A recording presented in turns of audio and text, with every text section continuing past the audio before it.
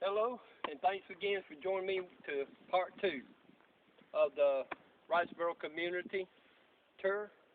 Here today we at the rock house that Thomas Ansley built here. And as you can see behind me, with all the stone work and everything like this, we're going to take a tour on the inside and let you see the thick walls and the fortification of this early frontier house, or what I prefer to call the fort. And right out here is this area, everything that we'll tour the grounds here. And I hope you enjoy this video as you follow me.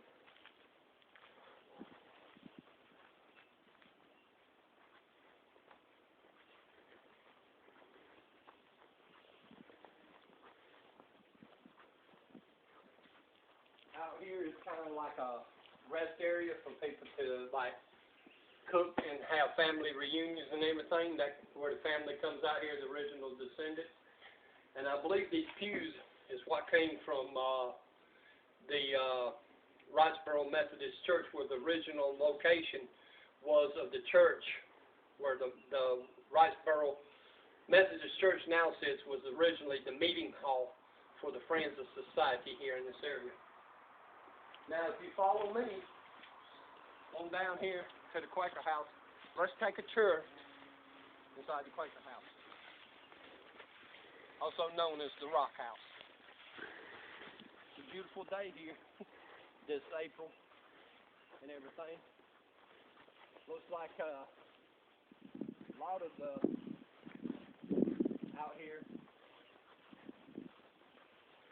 that over the years that people come out here, and people just don't care about history or anything like that anymore, because people are so destructive. They don't take care of historical places and everything.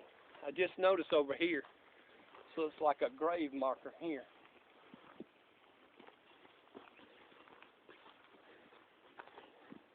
As a matter of fact, it says it's an honorary marker here to Thomas Ansley of Georgia, 1737 to 1809. He was a private in the U.S. Army during the American Revolutionary War. Let's follow and let's take a look at this fortification and rock house where this family of the early Ansleys, Quakers, lived. Now, back in the 70s, I have toured this house before, and originally back in the 1970s, it had a roof type that came out over here. Now, the first part that I would like to take you to and everything is to the basement area of this old house, where they used to do all their cooking down here in this area. And you can tell, if you come over here and follow me, you can see the windows and these portals where if they had to fend off Indians and everything.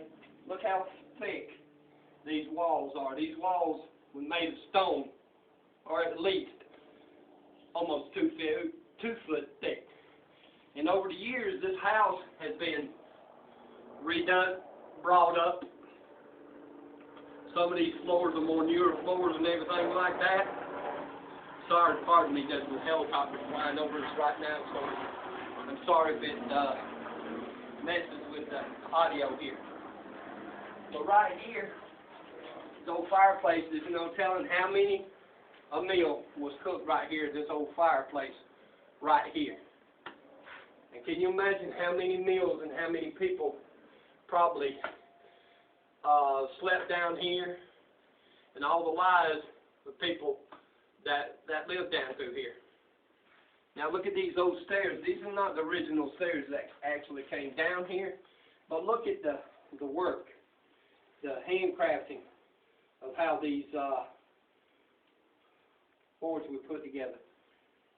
You don't find carpentry skills like that no more.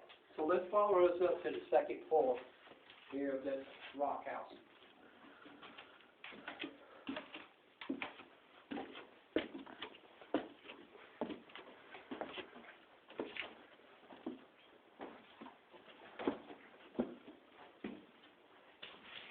Now here, we're on what would be actually probably could be considered the main floor here. Right now, like I said, back during the 70s, 80s, and different decades, that they had put electricity out here, and as you can see the outlets and everything of this house. You can see they used some of the old boards and everything. You can see how big this front room was. So you can tell that the Ansley family was a large family. You follow me through the house? Just about every room had its own fireplace. Can you imagine the many gatherings and singings they did in this old house here and everything? Keep following me as we walk through from room to room and everything. Now we're back in the main room that we were when we first came into this old house. So this old house back then probably could have fit at least 20 people, if not more, with the way people lived back then. People back then, they hunted their own food, they grown their own crops. You didn't have such things back then as superstores like Walmart and Target then. People had to live off the land. They hunted deer, they grew cotton, they made their own thread, and they made their own fabric and everything. I can imagine a spinning wheel being over there in that corner with some mother or some aunt or some daughter spinning their own yarn that they would have a weave probably downstairs or maybe in one of these rooms where they made their own fabric to make their own clothes. Now right here, we have some rebuilt double shutters that they could take and open and close during the night to help protect them from Indian attacks and everything.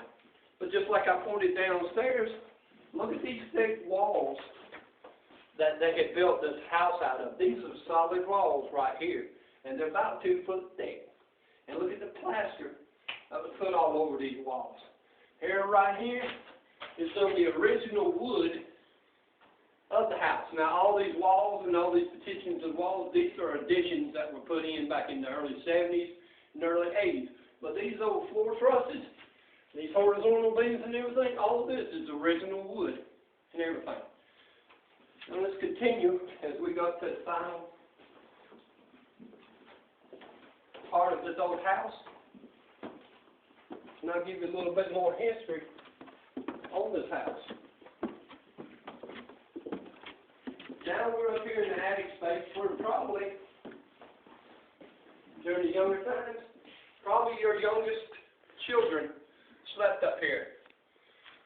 And let's get a shot all the way around this room, almost like a 360 view here. Out toward the windows here and everything. Back then in that time, when they had fires below, the common theme is that heat rises. This probably would have been the warmest place during the winter time in this old house. And you can see today how spacious this old house was to have a large family.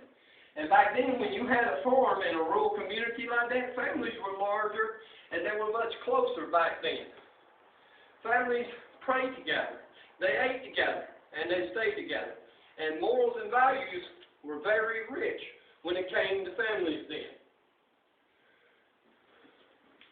Back in 1970, early 70s, Jimmy Carter comes to take a tour of this place when he was president.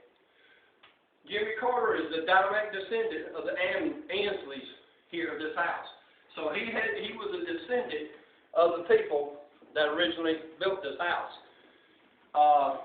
He helped give funds to reestablish this ghost town that I would like to take you to in a few minutes on part 3 here.